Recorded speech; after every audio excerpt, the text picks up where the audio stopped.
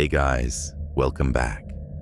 In today's episode, I've got 10 true trick-or-treat horror stories for you.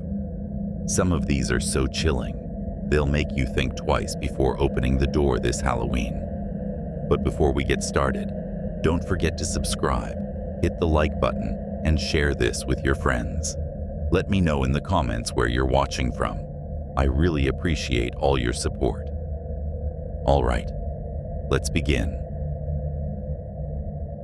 Halloween wasn't usually a big thing around our side of town. The houses were too far apart, the driveways too long, and most people just didn't bother. A few generous ones would leave bowls out by the door, but even those were picked clean before dark. Usually by 8 o'clock, the streets were dead quiet, pun intended. But that year felt different. Halloween landed on a Friday, which somehow made the whole night feel bigger, louder, and a little more alive. My mom actually let me stay out later, as long as I promised to be home by 9:30 sharp. I was out with two brothers from school, Levi and Connor. They were twins, though not identical, and a year older than me. They lived down on Birch Hollow Road, near the woods that backed up against the new development. My usual friends had ditched at the last minute, so the twins kind of adopted me for the night. Their dad was a mechanic and had helped them put together these bizarre costumes. White overalls, white gloves, and tinted black goggles under the hoods. They said they were ghost astronauts. I didn't have anything that creative. I just wore my faded black hoodie and carried the same pumpkin bucket I'd used since I was 8. It had a crack, taped over with silver duct tape, but it still worked. We started in the cluster of streets behind Pinecrest Middle School. The houses there were closer together, meaning more doors, less walking. There were a few kids out, mostly little ones with their parents, shadowing behind them, flashlights bobbing in the dark. We were finally old enough to go out alone, which made us feel like we owned the night.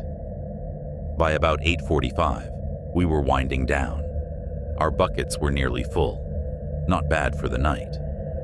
Connor was already picking through his candy, tossing away anything he didn't like. Smarties, gum, those weird caramel chews wrapped in orange and black wax paper.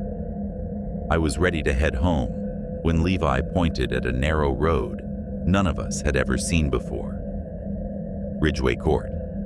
He read off the small green street sign. It was a short cul-de-sac, maybe 5 houses total. None of us remembered it. I rode my bike through that neighborhood all the time during the summer. I would have noticed it. But there it was, tucked away behind a row of trees like the map had just unfolded to reveal it. Each of the 5 houses was decked out in Halloween gear.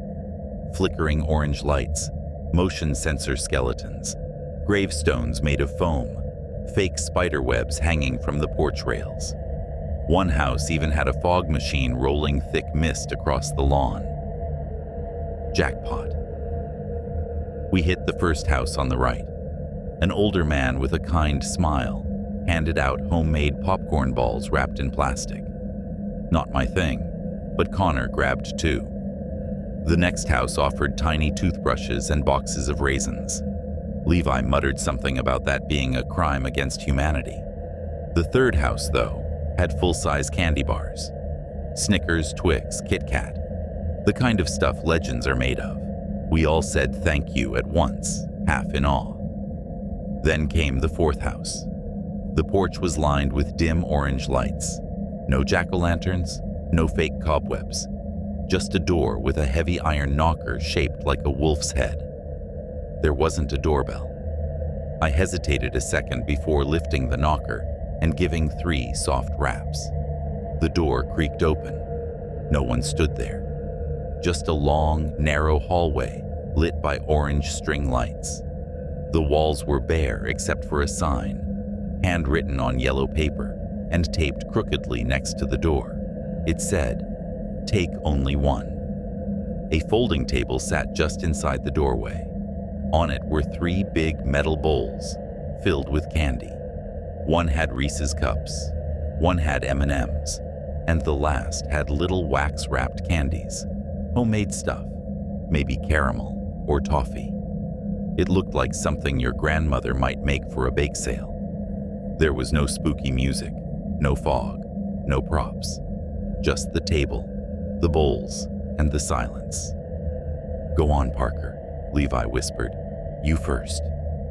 I stepped over the threshold, just far enough to reach. The floor creaked beneath me. I hovered my hand over the bowls, debating. Finally, I grabbed a Reese's. The second my fingers brushed it, the bowls slid forward. Just an inch. I froze, thinking maybe the table wasn't level. Then they slid again, slow, steady, like they were being pulled. One of the wax paper candies unwrapped itself. My throat went dry. I backed up, my heart hammering so hard I could hear it. The candy paper fluttered open like it was breathing. I dropped the Reese's and bolted out the door. I stumbled down the porch steps, tripping over the edge of the walkway. Levi and Connor were laughing. They thought I was putting on a show. I shouted for them to get away from the door, that something was wrong. But they didn't listen. Connor leaned into the doorway, grabbed the unwrapped candy, and popped it in his mouth like a dare. That's when everything broke. Connor's expression shifted. His eyes went wide. Not scared, more like empty.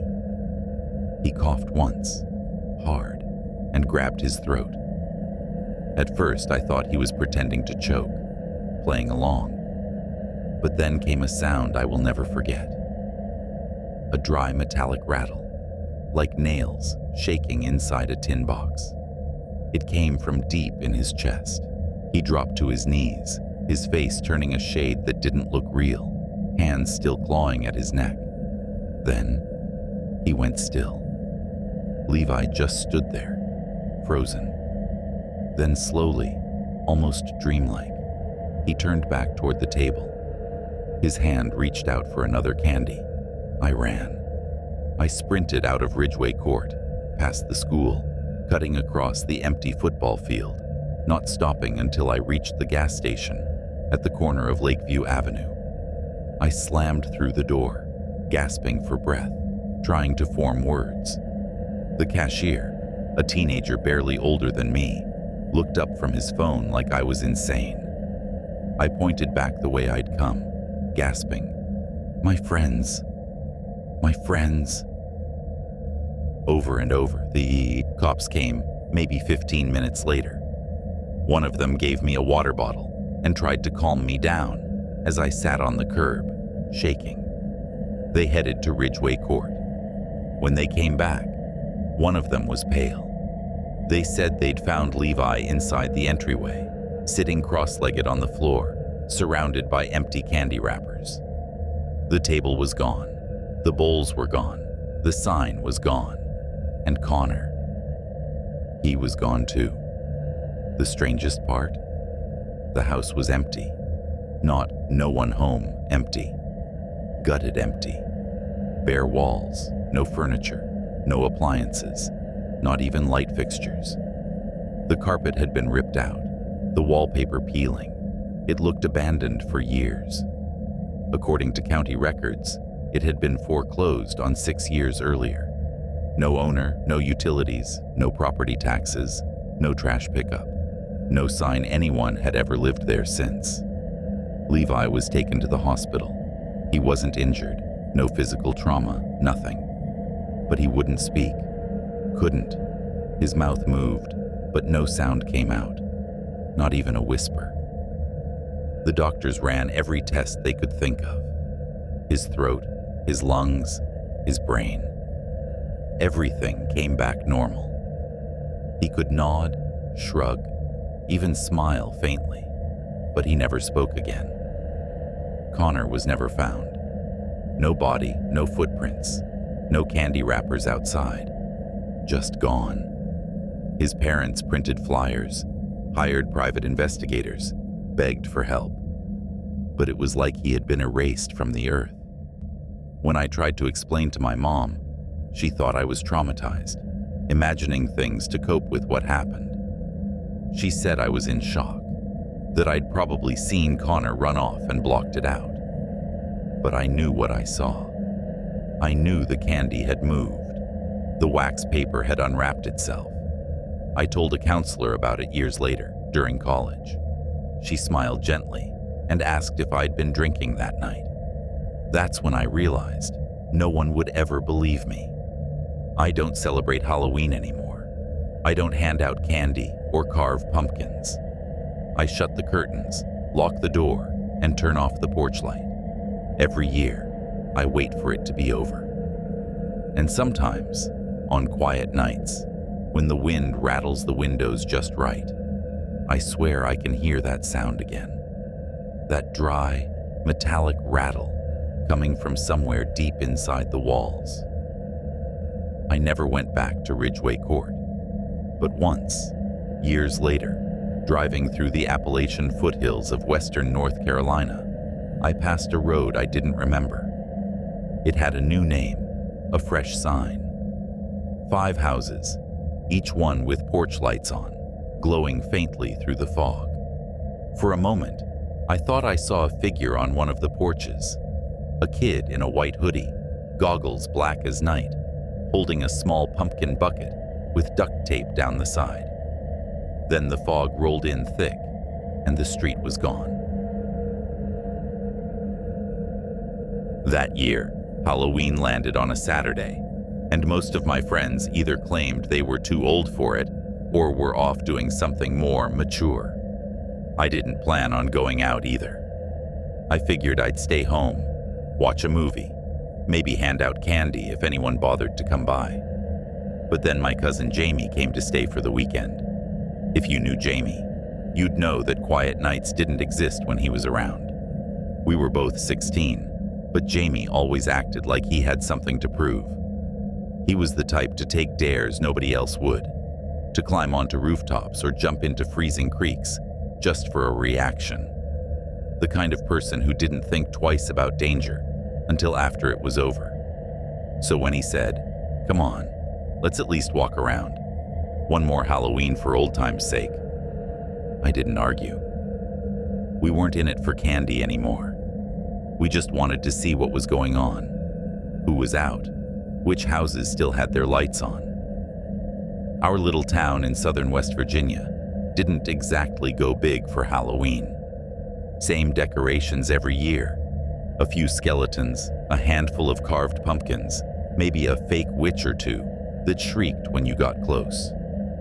By the time we actually stepped outside, it was already close to 8:30. The air was sharp enough that our breath came out in little clouds. The main street was nearly empty except for a few stragglers. Parents ushering tired kids home, a couple of teens in lazy costumes cutting across the park. It was quiet. The kind of quiet that makes you feel like you've shown up too late to the party. We didn't have a real plan. We just started walking down familiar streets, laughing at the deflated inflatables slumped in people's yards, the half-dead fog machines still hissing into the cold air. Most porch lights were out, but Jamie kept insisting there had to be one house left, still giving something away. "There's always one," he said. "Some old lady with 5 pounds of candy left, and nobody showing up." We wandered farther than I realized, down a side street I couldn't remember being on before. The houses there looked old, maybe from the 60s. Square, beige, nearly identical. The whole street was dark, except for the last house on the end of the cul-de-sac. Its porch light was on, glowing steady and pale, not the warm yellow most people have, but an almost fluorescent white. No pumpkins, no cobwebs, no Halloween spirit at all. Just that one lonely light over a door that was slightly open. Jamie stopped, grinning. "Free candy or murder house?" he joked. "Probably both," I said, but he was already halfway up the walk. I followed, my stomach tight. A big metal mixing bowl sat on the top step. For a second, I thought it was full of wrapped candy, but when I got closer, I saw it wasn't. It was all gum. The old-fashioned kind in black and orange wax paper. The kind you only saw in your grandparents' candy dish or old photos of trick-or-treat bags. Nobody gave that stuff out anymore. Jamie picked one up, sniffed it, and made a face. "Who still buys this?" he muttered. Before I could answer, we heard it. 3 knocks. Not from outside, from inside the house. We both froze. It wasn't random, not like pipes settling or something falling. It was deliberate. 3 clear, solid knocks, spaced just far enough apart to make your skin crawl. Jamie turned toward the cracked door. "Hello?" he called. No answer. The door creaked open another inch, so slow you could almost hear the hinges grinding, like someone was pulling it from the other side, careful not to make noise. "Dude, this is messed up," I whispered. "Let's go." He just smiled, that same reckless spark in his eyes. "Maybe someone fell," he said, and before I could stop him, he pushed the door open and stepped inside. I didn't follow. I stood on the porch, the cold biting through my jacket. The air felt heavier there, like the night itself was holding its breath. Then I noticed the bowl. When we walked up, it had been full. Now it was half empty. My first thought was that Jamie had grabbed a handful as a joke, but when I looked closer, I saw the wrappers. They weren't sealed anymore. Some were twisted open, half unwrapped, and the pieces inside. God, I wish I hadn't looked. Had already been chewed, flattened. Tiny teeth marks still visible in the gum, like someone had started to eat them and spit them back in. "Jamie," I said, my voice shaking. No answer. I said it again, louder. "Jamie, come on. This isn't funny." Still nothing. Then, without warning, the door slammed shut, hard. I jumped back so fast I almost fell off the porch. The sound echoed through the cul-de-sac, sharp and final, like the night swallowed it whole. I ran up and grabbed the handle. Locked. I yanked, twisted, kicked. Nothing. I started pounding the door with my fists, shouting his name over and over. The porch light flickered above me, once, twice, before dimming to a low, sickly glow. I ran to the side window, cupped my hands around my face, and tried to see inside. It was pitch black, just a faint outline of a hallway, maybe a staircase, but no movement, no sound, no Jamie. I bolted down the street, cutting across the yards until I found a house with lights still on. I pounded on the door until a middle-aged man opened it, wearing sweatpants and holding a mug like I'd just yanked him out of bed. I must have sounded insane, yelling about my cousin being trapped in a house that wasn't ours. But something in my voice must have convinced him, because he grabbed his phone and came with me. When we got back, the porch light was off. The door was wide open. The bowl was gone. The man shone his phone's flashlight into the doorway, calling out a cautious, "Hello?" before stepping inside. I stayed close behind, my pulse hammering. The air inside smelled like dry wood and ash. Dust hung in the beam of the flashlight. There was nothing. No furniture, no pictures, just bare wooden floors and peeling wallpaper. We checked the kitchen, the stairs, the back rooms. Nothing. No one. The place looked like it hadn't been lived in for years. The man turned to me.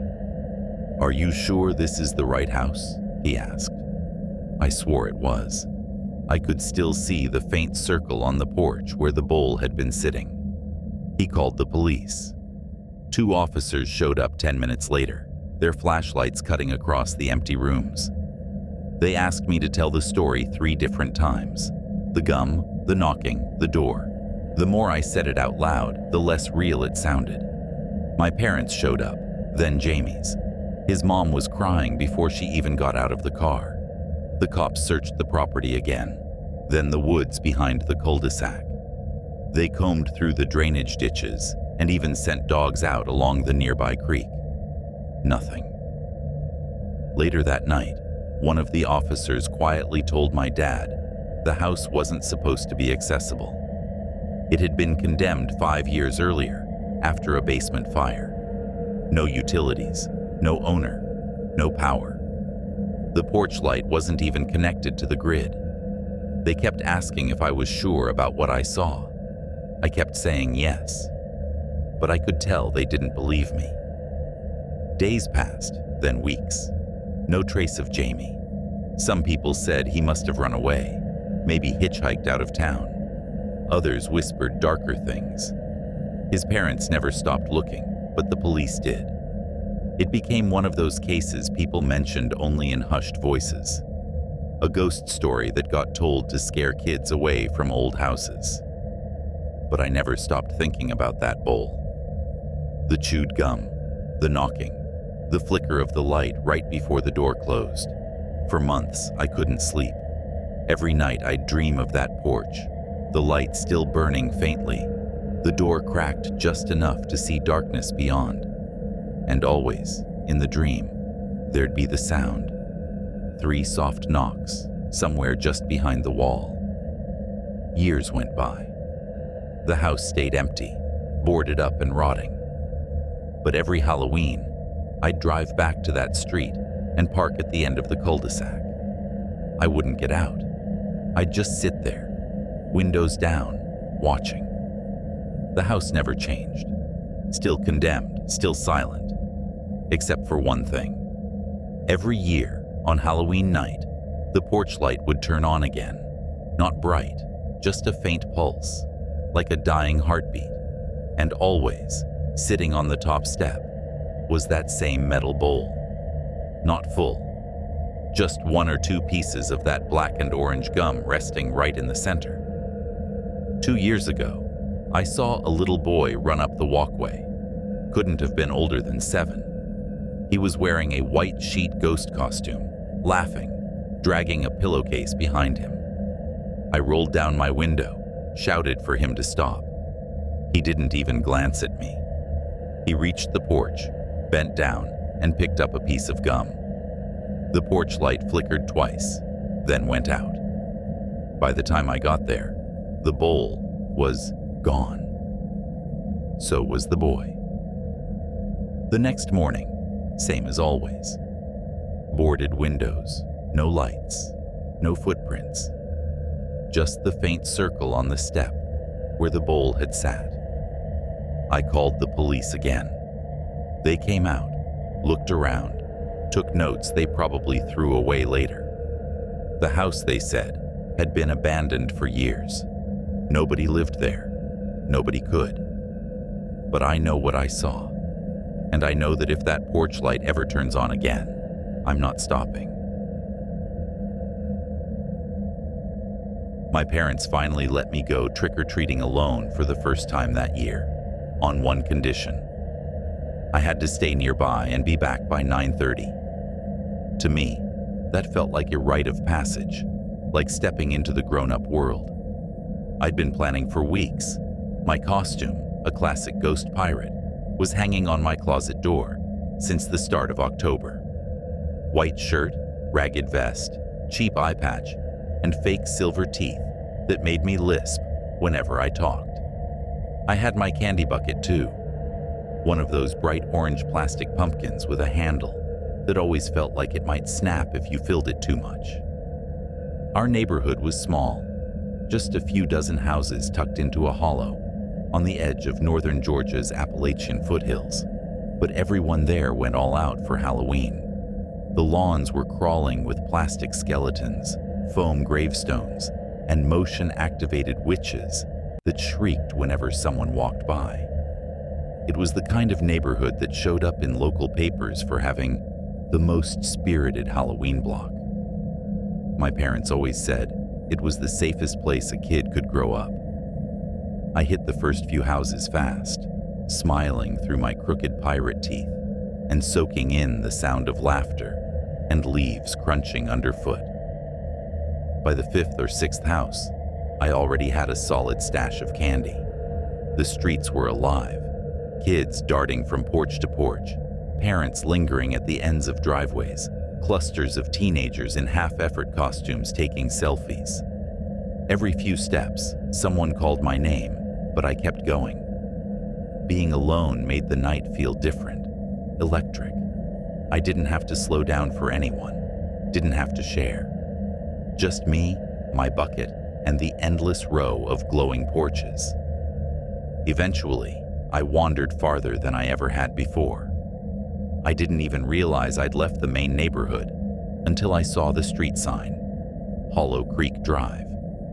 I'd never been down it before, but a few porch lights were still on, and that was all the invitation I needed. The first few houses were dark, decorations packed away already, easy skips. But then I saw one house that stopped me cold. It was painted a pale yellow, with a wide front porch wrapped around the front and side. A handful of jack-o'-lanterns lined the steps, their carved faces flickering softly.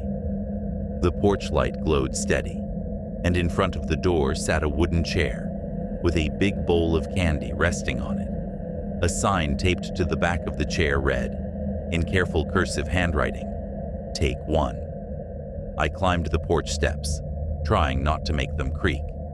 The candy looked old-fashioned, those red strawberry hard candies that you only ever saw at your grandparents' house, the kind wrapped in shiny foil that looked like fruit. Not my favorite, but candy was candy. I bent down to grab one. That's when I heard it. It wasn't footsteps, not quite a creak either. It was a dragging sound, slow, steady, deliberate, coming from just behind the door. Like something was scraping across the floor, inching closer to where I stood. I froze, told myself it was nothing. Maybe a dog, maybe the floorboards shifting. The air felt heavier, colder. My breath fogged in front of me. Then, with a slow metallic squeak, the doorknob turned. Not fast, not sudden. Just a careful twist, like someone had been holding it the entire time, waiting to see if I'd notice. I stepped back, my heart hammering so hard, it made my chest ache. The knob twitched again. That was enough for me. I started backing away, my hand still clutching the candy bucket, pretending I was calm, even though I wanted to run. I got halfway down the walkway when I heard the door creak open behind me. Just a little, a breath of wood against wood. I didn't look back. I just kept walking, faster now, down to the next street. I told myself it was fine. Probably just an old hinge. Probably just my imagination. Except 10 minutes later, I saw it again. Another house, another porch light, another bowl sitting on a chair. Same candy, same take one sign, same handwriting, same red ink, same curl at the end of the E. But this house, this one I recognized. It had been empty all summer. There was still a for sale sign, leaning sideways in the front yard, half buried in the weeds. No cars in the driveway, no curtains in the windows. I bent down and looked at the candy bowl again, and then I saw it. Caught between two wrappers was a shred of red fabric, a tiny piece, frayed along one edge. It looked exactly like the torn edge of my pirate vest. I hadn't been here before. I knew I hadn't. My throat went dry. I looked over my shoulder. The street was empty, completely empty, except for one figure, standing way down at the far end of the road. Tall, too tall to be a kid, dressed head to toe in black. No mask, no costume, just standing there perfectly still, facing me. I turned back around and walked faster, my eyes darting from house to house, searching for any sign of another person. Nothing, just more empty yards, more dark windows. Then, a block later, there it was again. Another bowl, another porch, the same candy, the same sign, always waiting. And behind me, When I looked back, the same figure. Never closer, never farther. Just watching. I started cutting through yards, hopping fences, trying to break whatever pattern this was. But every time I came out onto another street, I saw it again. The bowl, the candies, the sign. Always the same. Always waiting. By then, my phone was in my hand. I tried to unlock it, tried to call home, but the screen kept flashing. The passcode screen would appear, then vanish, then come back again, like it was caught in some loop. I couldn't even power it off. My reflection in the black screen looked pale and stretched, like the light was bending around me. That's when I dropped my bucket and ran. I cut across a narrow side yard and into the woods that bordered the neighborhood. I figured if I could cut through there, I'd come out by the ball fields near the main road. I'd done it a dozen times during the day, but that night, the forest didn't feel the same. The moment I stepped under the trees, the sounds of the neighborhood vanished. No wind, no rustling, just silence so deep it felt wrong, like the world had paused. Even my footsteps barely made a sound. My breathing came out harsh and too loud. The deeper I went, the thicker the air felt, until it was like wading through syrup. I tried to focus on the path, but it felt like it was looping, like I kept walking over the same patch of ground again and again. And then I saw something at the base of a tree, a small round plastic bowl filled with strawberry candies. My knees went weak. Next to it, half buried in leaves, was something white and shiny. One of my fake pirate teeth, snapped clean in half. I don't remember screaming, but my throat hurt later, so I must have. I just remember running, branches tearing at my face, roots snagging my shoes, the darkness swallowing me whole. I ran until my lungs burned and my legs stopped working. When I finally stumbled out, I was on a gravel driveway. A porch light flicked on. A woman stepped outside, wearing a bathrobe and holding a mug. She asked if I was okay, her voice cutting through the fog in my head. I couldn't answer. She looked past me toward the trees and frowned, like she saw something there too. She ended up walking me home herself. We were nearly 2 miles away from where I thought I'd been. My parents didn't believe a word of it. They said I must have gotten lost, freaked myself out, maybe imagined things. My mom blamed the horror movies I'd been watching. My dad said it was probably some older kid in a costume pulling a prank. But I know what I saw. And sometimes, late at night, I still hear it. That faint, dragging sound, the slow twist of a doorknob. Last Halloween, out of curiosity or maybe stupidity, I walked past Hollow Creek Drive again. Most of the houses were dark now. The one that had been pale yellow was different, painted gray, new shutters, a car in the driveway, a normal house again, except on the porch, just visible in the faint light, was a single chair, and on the chair, a bowl filled with strawberry candies. The sign said, "Take one." That was the first year I went trick-or-treating on my own. My sister, Mariah, had always taken me before that, but she was 17 now and said I was old enough to handle a few streets alone. My parents were working late shifts at the diner and didn't argue. I'd been waiting for that kind of freedom for years. We lived just outside a small town in the foothills of eastern Kentucky, tucked in a quiet valley where everyone knew everyone else, where people left their doors unlocked and porch lights glowed well past midnight. Halloween was big there. Pumpkins on every porch, hay bales and fake cobwebs, the air thick with that sweet smell of burning leaves. I left right as the sun dipped behind the ridge, a little after 6:30, with a flashlight tucked in my jacket pocket and an old pillowcase over my shoulder. I didn't have a proper costume that year, just a black hoodie, and a rubber demon mask I'd bought from a gas station rack on my way home from school. It smelled like new tires and made my face sweat, but I liked how simple it was. No bulky outfit, no itchy fabric, just something that let me move fast and hit as many houses as possible before curfew. By 7:15, I'd covered nearly the entire neighborhood. My pillowcase was heavy with peanut butter cups, mini Twix, and more candy corn than anyone could ever want. I followed my planned route, crossing the streets I'd marked on the paper map from the church bulletin board, even doubling back once when I spotted a woman giving out full-size chocolate bars. That's when I noticed a road I didn't remember seeing before. It wasn't on my map, and I'd walked that area hundreds of times. The street sign read, Cedar Hollow Road. It sat just beyond a narrow intersection, half hidden behind a row of overgrown trees. There weren't any decorations, no jack-o'-lanterns, no cobwebs, no sound of kids running or laughing. Just 3 houses with their porch lights still glowing softly in the misty dark. In my 11-year-old mind, that meant one thing: candy. The first 2 houses didn't answer.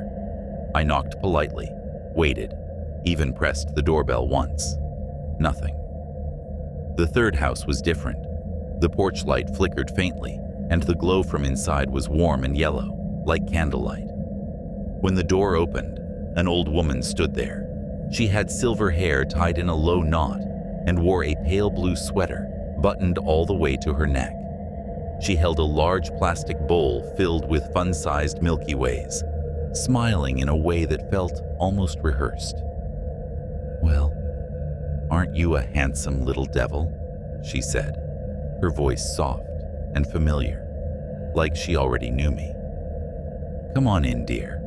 We're giving them out from the kitchen." I hesitated. The way she said we made my stomach tighten, but I couldn't see anyone else behind her.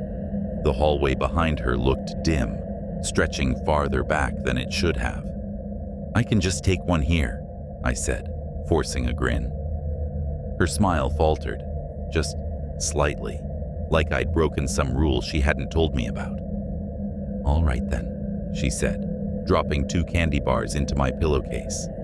Her hand brushed mine, cold and dry like paper, and then she slowly closed the door, her eyes on me, until the latch clicked shut.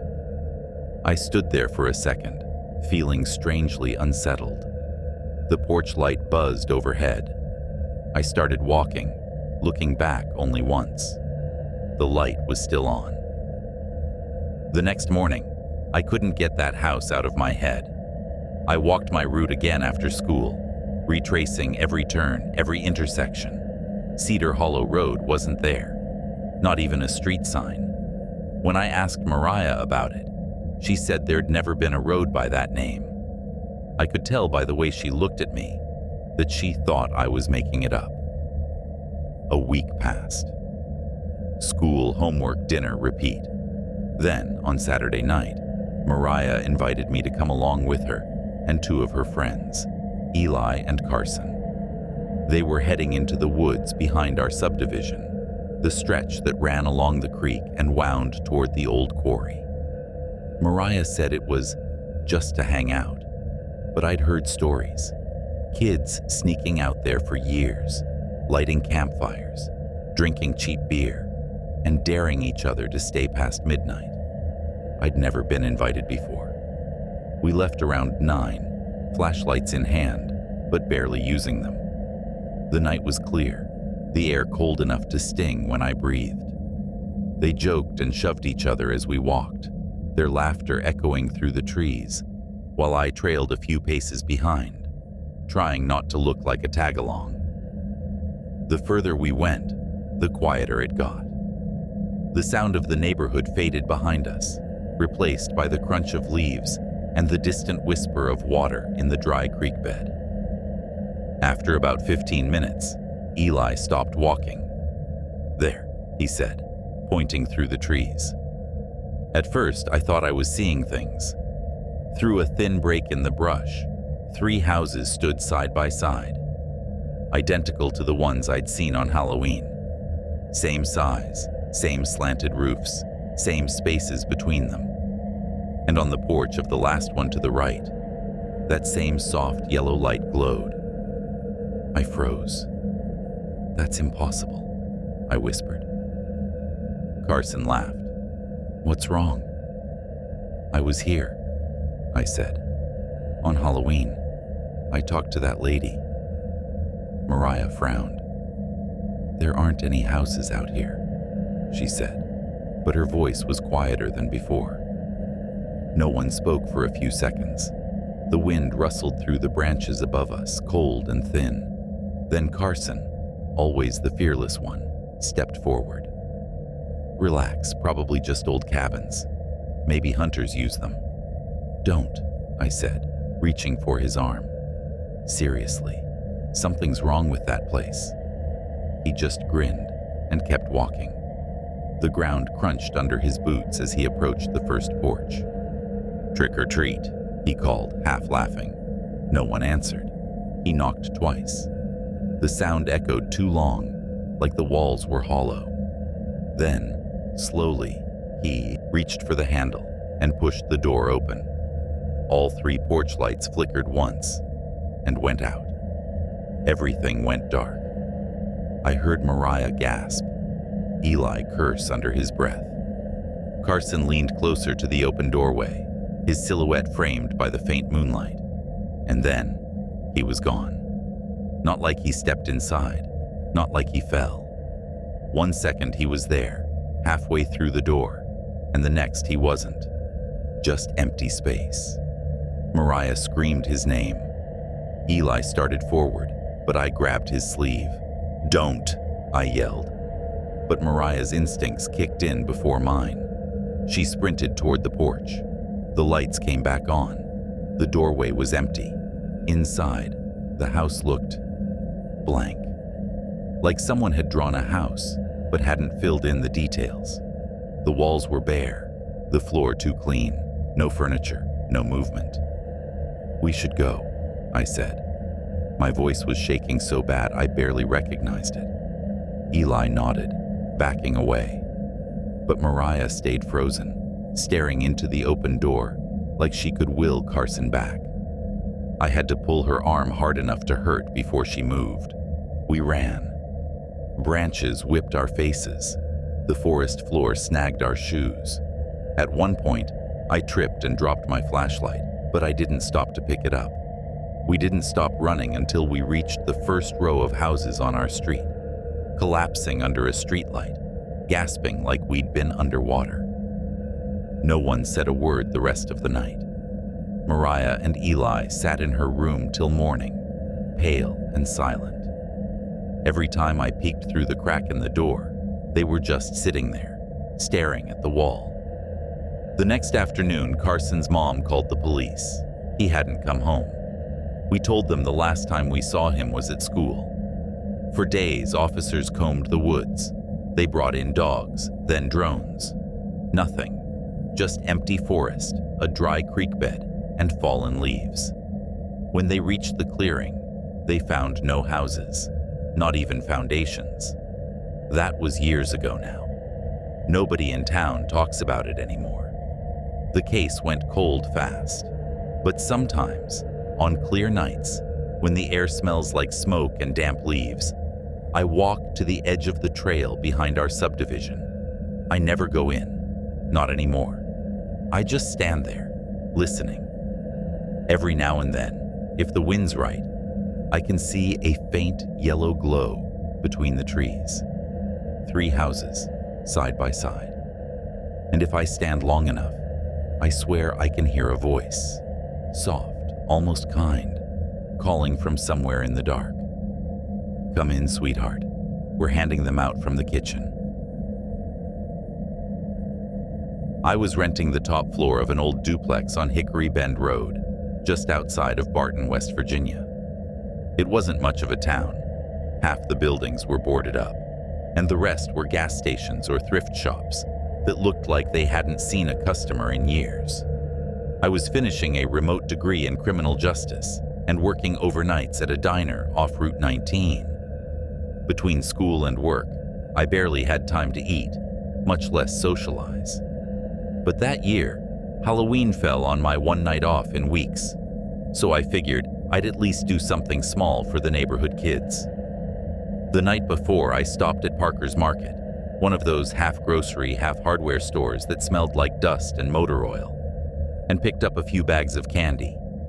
I made sure it was the good stuff. Chocolate bars, sour gummies, no raisins, no toothbrushes. I didn't decorate the porch or anything. I just pulled on an old flannel shirt, found a cracked orange plastic bowl under the sink, and sat out on the steps with the candy in my lap. By 6, the street had come alive. Kids in costumes darted between porches. Parents stood at the curbs talking in small clusters. And someone a few houses down had set up a speaker blasting cheesy Halloween songs. It felt almost comforting, like stepping into a memory I didn't realize I missed. I recognized a few faces, neighbors' kids, a coworker's nephew, but most were strangers from other parts of town. The candy went fast. Barton wasn't big, but word traveled quick that Hickory Bend was one of the streets with generous houses. After about an hour, my bowl was half empty, so I started giving out one piece at a time, instead of a handful, the universal sign that the night was winding down. The crowd thinned, the air cooled. Then he showed up. He was taller than the other kids, at least my height, maybe a little more, and alone. No parents lingering nearby, no little brothers running ahead. He climbed the porch steps in slow, measured strides, like he'd done it before. The mask was the first thing that threw me off. It looked handmade, but not in a fun, artsy way. It was molded from rough, uneven papier-mâché, painted flesh-colored but too pale, almost gray. The proportions were wrong. The eyes too far apart, the jaw too square, the mouth painted on in a thin, crooked line.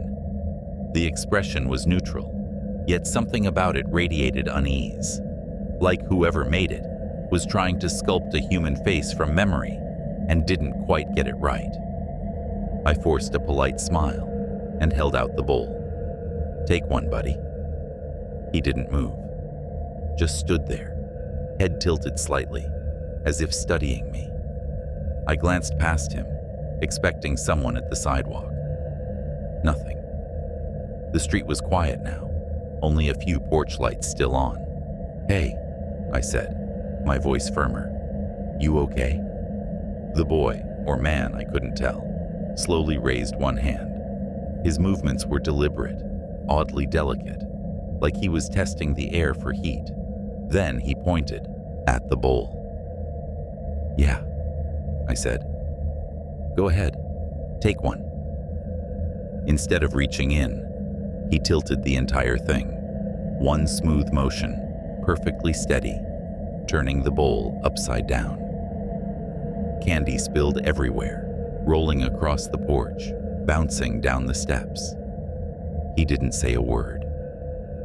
Didn't even look at me.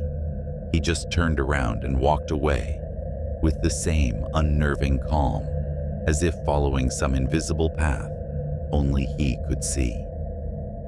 I sat there frozen for a few seconds, watching him go. His shoulders never moved, his steps never faltered. When he vanished down the street, I exhaled, gathered the candy back into the bowl, and went inside. I told myself it was just some edgy teenager trying to spook people. I even laughed about it, nervously. I turned off the porch light, made a sandwich, and crashed on the couch with the TV on. Some mindless show. I couldn't even tell you what it was. At around 9:45, there was a knock. Not on the door, on the window. 3 knocks. Slow, deliberate. I muted the TV.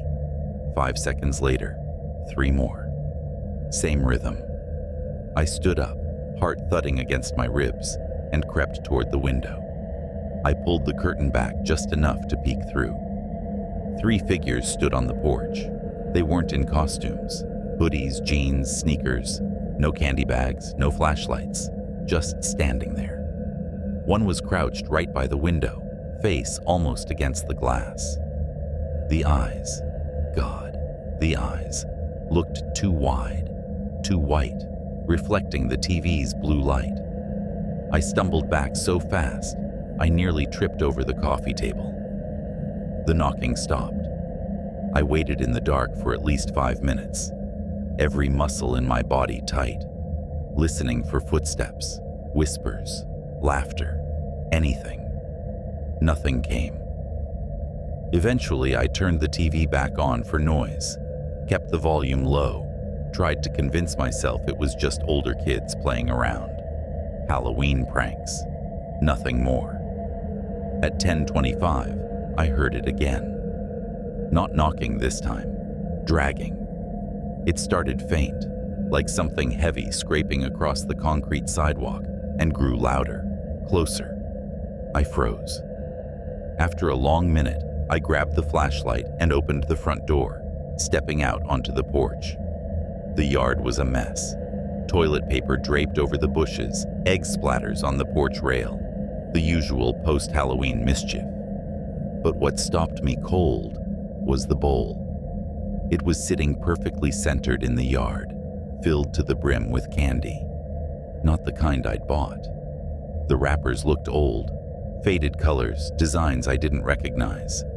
Some had strange brand names like Toffix and Zam Caramel. One had writing I couldn't read, maybe Cyrillic. The candy itself looked dusty, like it had been sitting somewhere for decades. And then I saw him, standing near the hedge at the edge of the yard. Same mask, same stillness. The moonlight caught on his clothes. Overalls, frayed plaid shirt, one sleeve longer than the other. The outfit looked stitched together, like it had been assembled from scraps of old fabric. Nothing matched. The seams didn't line up.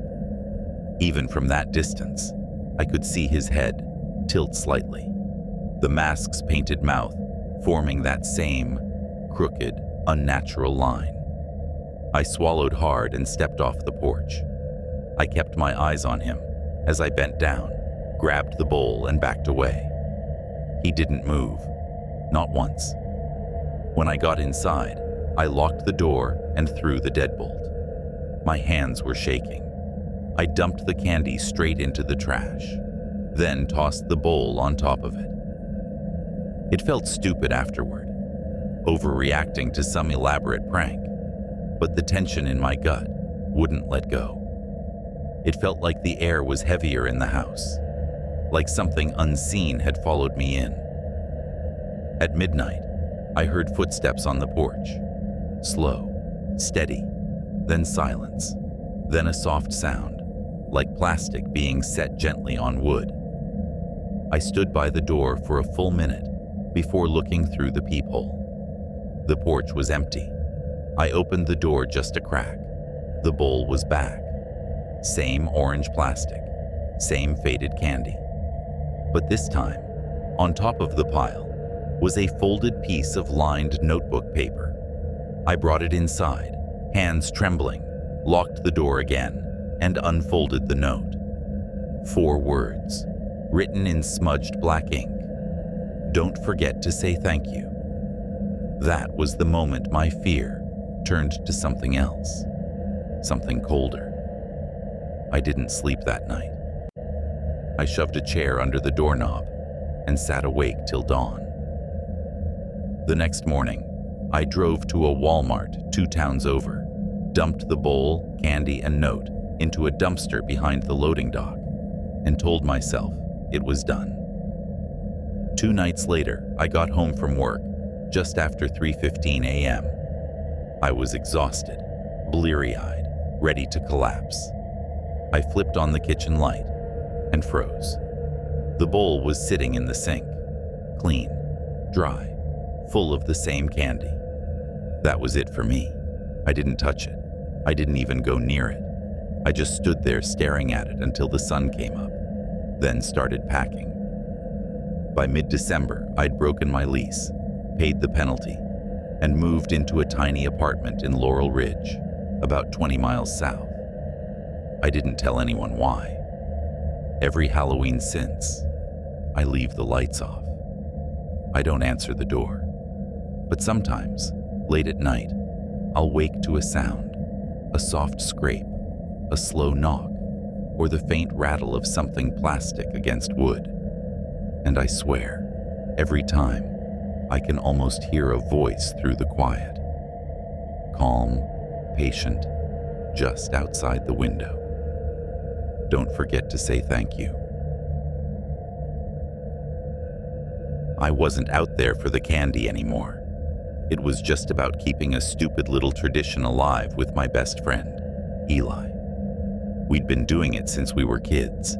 Every Halloween, without fail, we'd wander the same few blocks with empty backpacks, no costumes, and a smug sense of irony about the whole thing. We told ourselves we'd outgrown trick-or-treating, that we were just doing it as a joke. But deep down, I think we both knew it was more than that. It was habit, a ritual, and maybe, in some small way, it was the only thing that hadn't changed as we got older. That year felt different, though. We were both seniors, already talking about where we'd end up after graduation. Different schools, different cities, probably different lives. It was the first time Halloween didn't feel like an excuse to have fun. It felt like a goodbye. The night started out like it always did. The sidewalks were littered with candy wrappers. The air smelled faintly like burnt pumpkin, and a cold wind rolled down from the Blue Ridge foothills that cut through our little town of Woodvale, North Carolina. Jack-o'-lanterns flickered half-dead on porches. A few inflatable ghosts leaned crookedly on lawns, and the occasional motion-activated witch shrieked if you got too close. Most houses didn't even bother answering the door anymore. Just bowls with "Take One" signs written in Sharpie. By around 8:45, the streets had gone quiet. You could hear the faint hiss of streetlights, the dry scrape of leaves in the gutters. The glow from porch lights was fading one by one. We were heading down Crawford Lane, a street that looped back toward my neighborhood. Every house looked the same. Faded siding, cracked steps, old mailboxes, leaning at awkward angles. We were talking about nothing important when Eli suddenly pointed ahead. "That one's still on," he said. Sure enough, a lone porch light glowed halfway down the block. But unlike the others, it wasn't orange or festive, just a dim, cold white bulb hanging over the doorway. No decorations, no jack-o'-lanterns, no sound from inside. Just a single torn sheet of notebook paper taped to the railing. Take one. But there was no bowl, no basket, nothing. I was already halfway up the steps when Eli chuckled behind me. "Maybe it's inside," he said. "Go knock, man." I pressed the doorbell. It didn't ring. No chime, no footsteps, no sound at all. Then the door opened, just a few inches, maybe 4. Through the narrow gap, I could see a sliver of the hallway inside. It was empty except for a small wooden table against the wall. On the table sat a bowl, though from where I stood, I couldn't see what was in it. Then a hand appeared. Thin fingers, pale skin, reaching through the gap, holding out a full-size chocolate bar. Not a mini, not one of those bite-sized ones. A full grocery store-sized bar, still in its wrapper. I hesitated, then took it. The hand didn't move. It stayed there, hanging in the air, palm open, waiting. I laughed awkwardly. Thanks," I said, but it didn't react. Something about it made my stomach tighten. Out of nervous impulse, I hit the doorbell again. Still no sound. Then slowly, another chocolate bar slid through the gap, offered by that same unmoving hand. I took it too, stepping back this time. Guess they're feeling generous, I joked, trying to make it light. Eli just raised an eyebrow. That's when I noticed it. The wrapper on the bar wasn't sealed. It had been opened, then folded shut again. Not torn, but deliberately tampered with. Eli frowned. Dude, toss that. Seriously. We didn't talk much after that. We just wanted to head home. We cut through the trail behind the neighborhood, a narrow dirt path through the woods that connected to our street. We'd used it 100 times before. Short, direct, harmless. Halfway through, though, I felt something change. Not a sound, not even movement. Just this heavy awareness, like the air behind us got thicker. I looked over my shoulder. Someone was on the trail. At first, I thought it was a trick of the dark, but then the figure stepped into a shaft of moonlight. They were completely covered in a white sheet. No eye holes, no mask, just smooth, clean fabric draped over their body, trailing along the dirt. They weren't running or even walking fast, just following. Hey, I said, trying to keep my voice steady. Do you see that? Eli turned, squinting into the dark. When he saw it, he stopped cold. All right, he said loudly. Funny. You can go home now. The figure didn't react. It just kept walking. Same pace, same distance. We started walking faster. The thing matched us, step for step. Okay, Eli muttered. This is stupid. Then we ran. The crunch of our footsteps filled the woods. I didn't dare look back at first, but when I finally did, my breath caught. The sheeted figure was closer, way closer, gliding, almost floating, without breaking that steady rhythm. We didn't stop until we burst out of the trees and hit the sidewalk near my house. We sprinted across the yard, slammed the door behind us, and locked it. My heart was pounding so hard I could taste it. We sat in my room upstairs, lights off, blinds closed. Eli peeked through them every few minutes like he couldn't help himself. Probably just some jerk, he said eventually. Someone trying to scare us. Yeah, I said. But even as the word left my mouth, it didn't feel right. We stayed up playing video games to drown out the quiet. By midnight, it almost felt normal again. Then Eli froze mid-sentence, staring out the window. Is that a sheet? He whispered. I joined him, pressing my forehead to the glass. In the middle of the front yard, illuminated by the streetlight, was a white sheet folded neatly into a square. It didn't move. No breeze, no sound. Just there. We watched it for minutes. Neither of us said a word. I had this feeling, deep in my gut, that if we opened the door, something would be waiting just beyond the porch light. We didn't sleep. When the sun came up, the sheet was gone. I asked my mom that morning if she'd noticed anything weird outside. She just frowned and said no. I didn't push it. Eli and I agreed not to tell anyone. We pretended things were fine, but the feeling didn't go away. A couple of weeks later, I was walking home from the gas station after work. It was early evening, not even dark yet. That's when I saw it again. Something white, lying on the grass near the curb. It looked like a napkin at first, but as I got closer, I realized it was folded too neatly, too precise. A perfect square of white fabric. After that, I started seeing more. Tiny scraps tucked under hedges. A strip caught on a chain-link fence. Once, a small corner of cloth sticking out from the edge of my locker at school. Always white, always clean, always near, wherever I was. Halloween came around again the next year. I stayed home, lights off, curtains drawn. At 1:10 a.m. there was a knock. 3 soft knocks. I stood in the hallway, staring at the front door. My chest felt tight. No footsteps. No voice, just silence. I didn't open it. In the morning, the porch was empty, but when I checked the mailbox, there was something inside. A single chocolate bar, unwrapped. I didn't even think. I took it straight to the sink, doused it with lighter fluid, and lit a match. The wrapper curled and blackened instantly. The smell that came off it wasn't sugar or chocolate. It smelled like rot. After that, I stopped staying home on Halloween altogether. Last year, I drove 3 hours south and checked into a motel in Marion, near the Tennessee border. Paid cash. Left my phone off.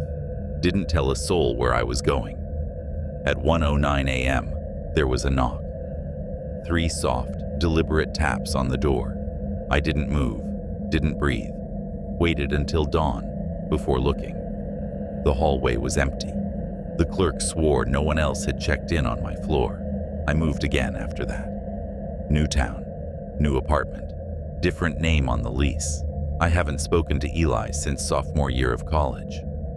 But sometimes, late at night, when everything's still, I swear I hear it again. 3 soft knocks, and once, just once, I thought I saw something white flutter past the edge of my porch light, folding itself neatly before disappearing into the dark.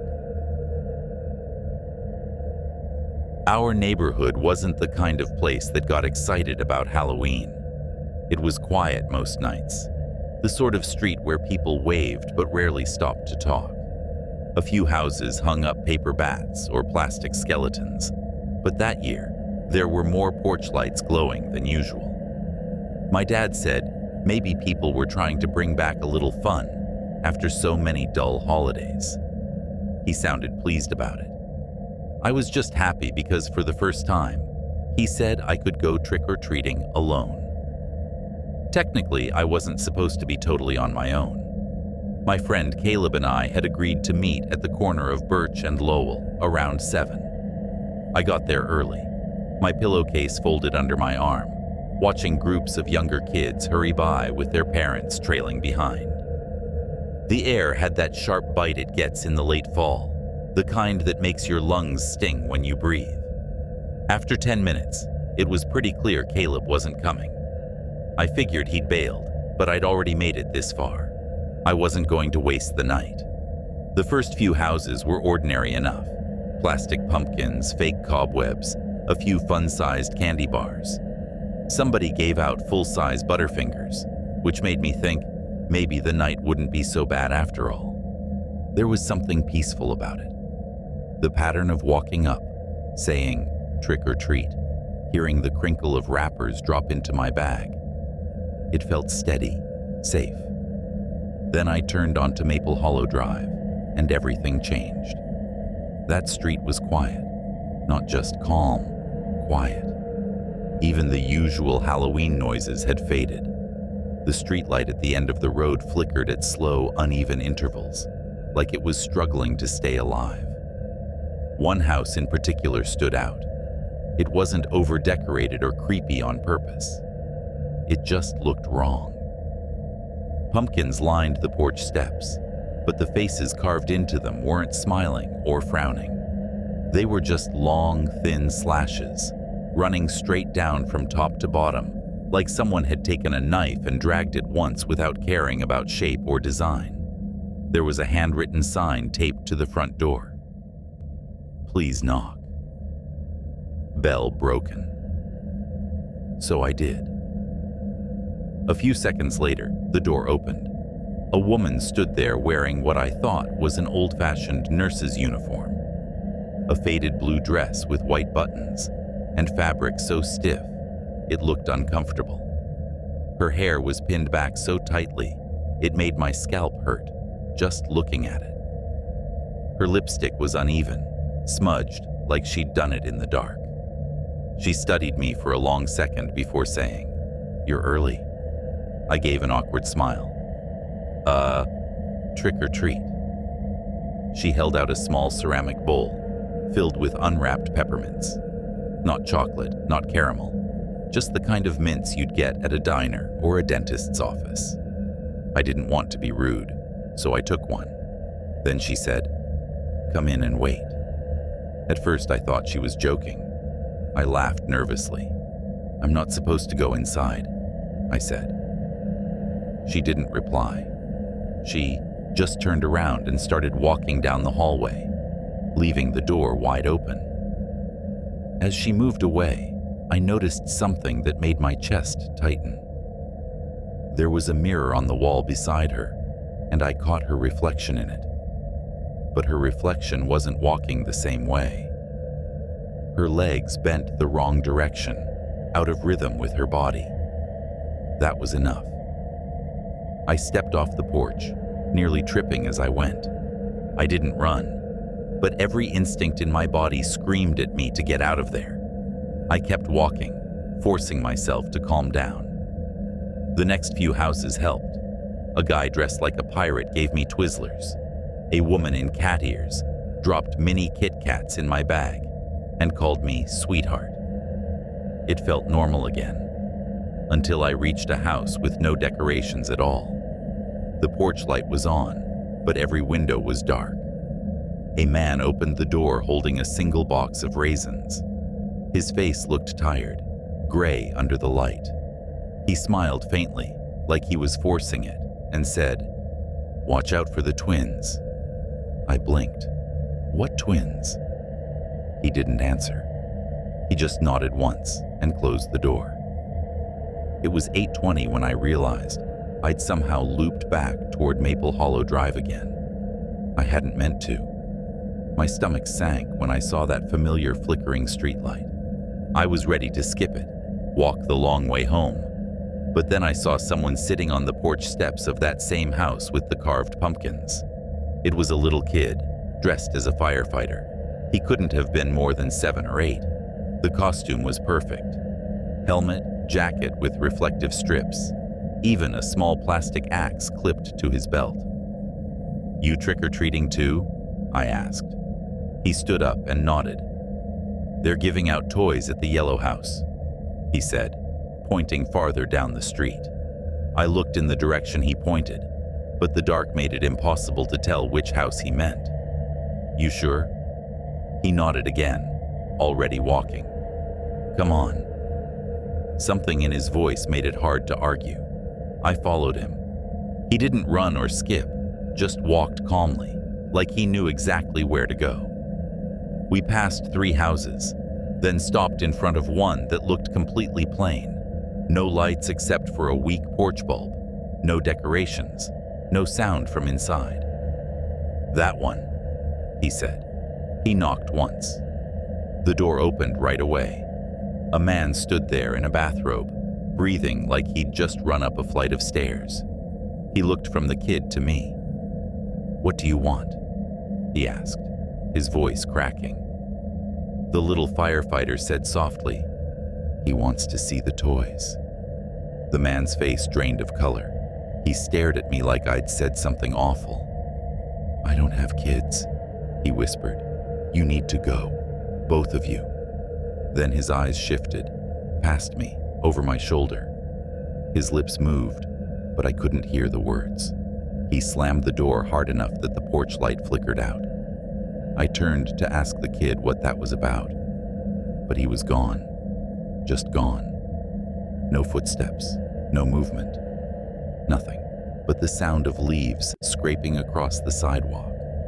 I stood there longer than I should have, trying to convince myself it was a prank. Eventually, I forced myself to move. I wanted to be home. But somehow, instead of reaching the main road, I ended up in a small cul-de-sac I'd never noticed before. 6 houses arranged in a perfect circle, all with their porch lights on. The first house had its front door cracked open, and I could see a candy bowl sitting just inside.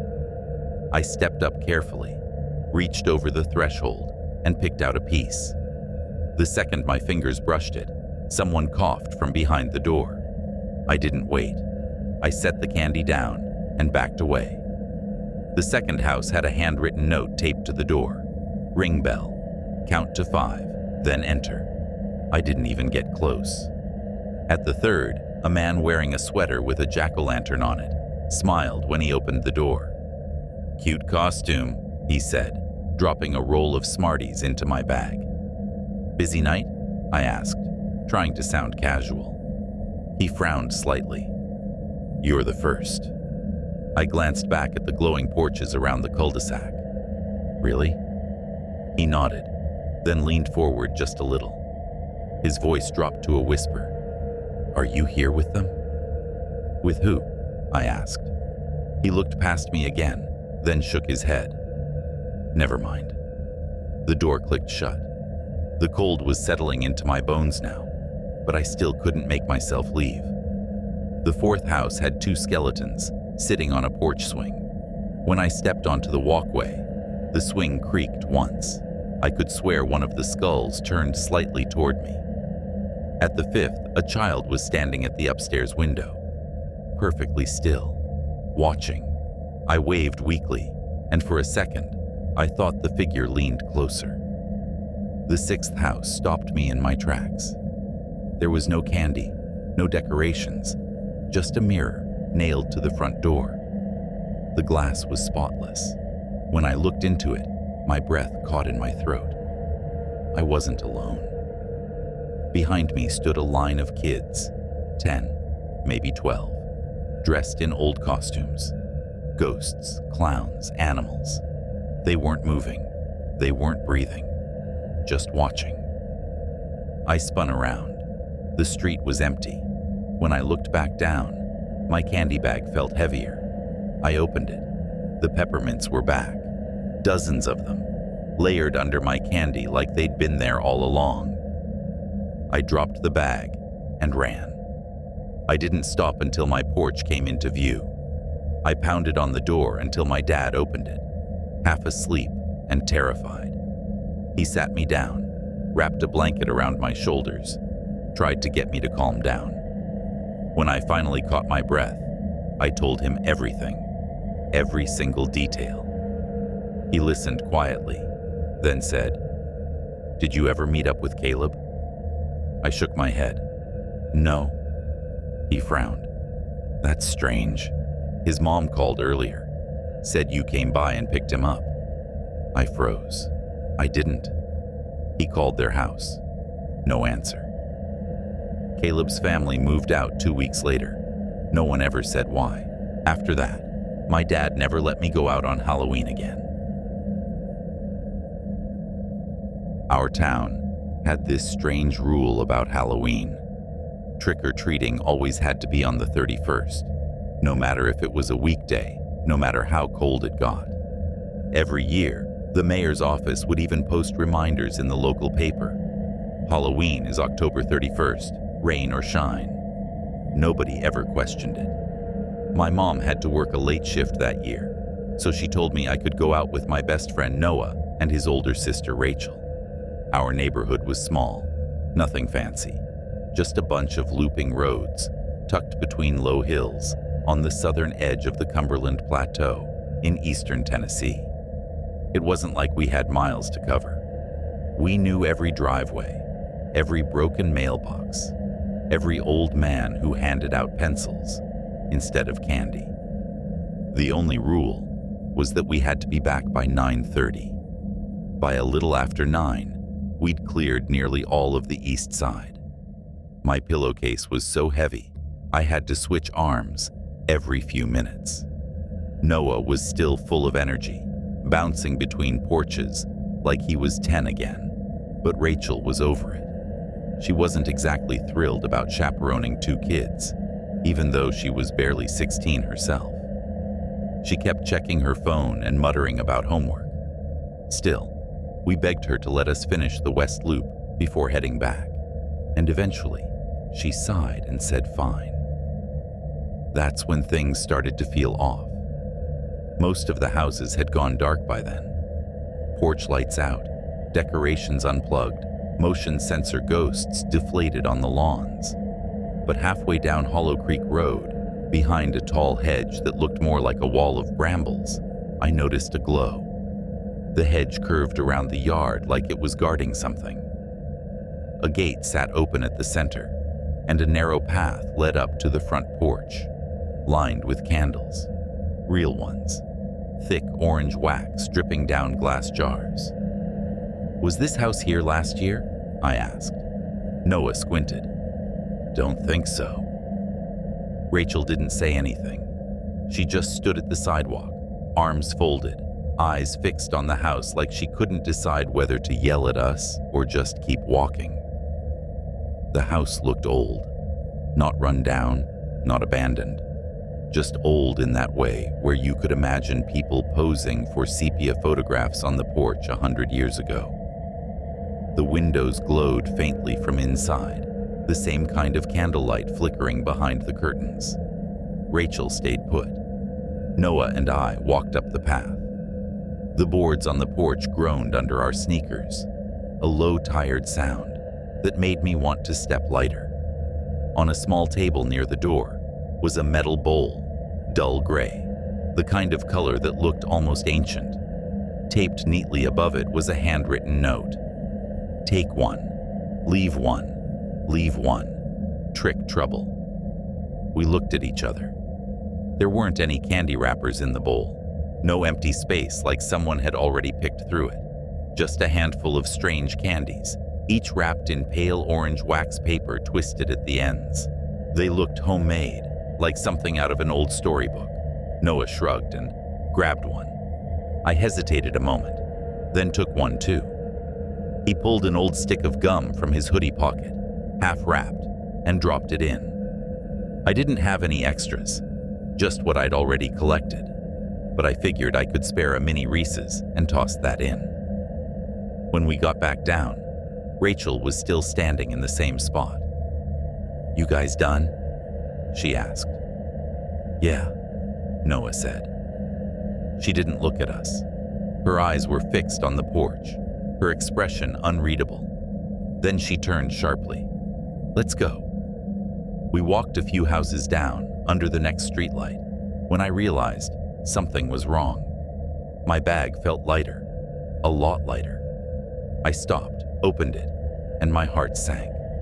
Half the candy was gone. All the good stuff, chocolates, cookies, anything that wasn't hard candy, had vanished. "What the hell?" I said. "Someone stole my candy." Noah checked his bag too. His face went pale. "Same. Mine's half empty." Rachel turned around. "You two took candy from that bowl?" We nodded. "And you left something?" "Yeah," Noah said. "I left gum. He left a Reese's."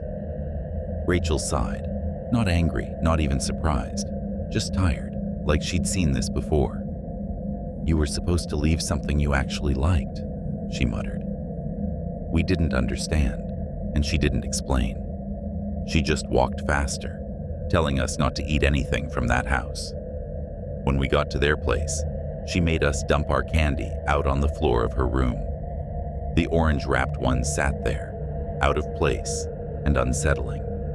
Noah picked his up and squinted at it. "What's the big deal? It's just candy." Rachel stared at it for a long time. "That house only shows up once a year," she said quietly. "Halloween night. If you take something from it, you have to give up something that matters. If you don't, it decides what to take for you." Noah laughed. "You're kidding, right?" She didn't answer. We didn't talk about it again that night, but the next morning, I noticed something weird. My watch was gone. Not misplaced. Gone. The space where I always set it on my nightstand was empty. When I asked my mom if she'd seen it, she looked confused. "What watch?" she asked. "The one I got for my birthday." She frowned.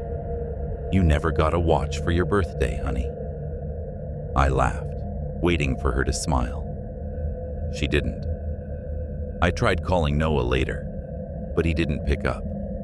When I finally saw him at school, I told him what happened. His face went blank. "What do you mean, your watch?" he asked. "You never had one." He'd seen it before. I showed it to him every day on the bus. But now it was like it had never existed. That was only the start.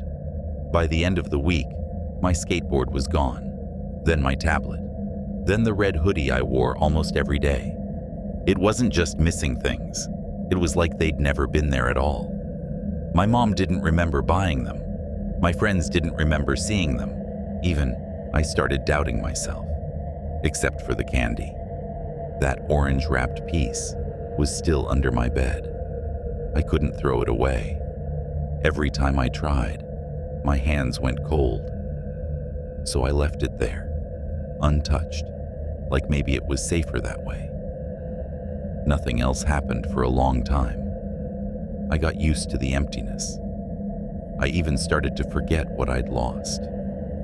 Then, 1 year later, Halloween night again, I looked out my bedroom window around 9:20 and froze. The hedge was back, the candles too. Same flickering orange light, same old house tucked behind it, like it had always been there. I didn't even think. I grabbed the piece of candy from under my bed and ran. Everything was exactly the same.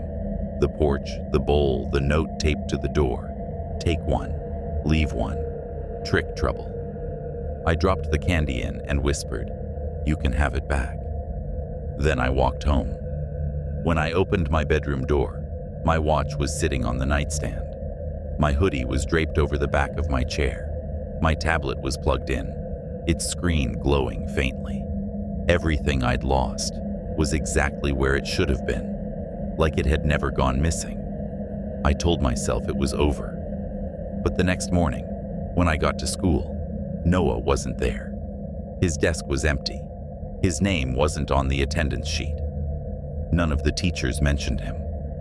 When I asked about him, people looked at me blankly, like they didn't know who I was talking about.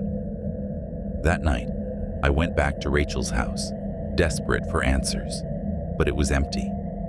For sale sign out front, mail piling in the box. Neighbors said the family had moved a few weeks earlier, but no one knew where.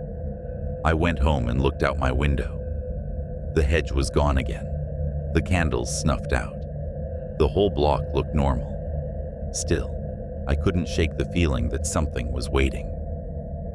The next Halloween, I left town. I stayed at a motel 2 counties over, kept the lights off, and didn't open the door no matter what I heard.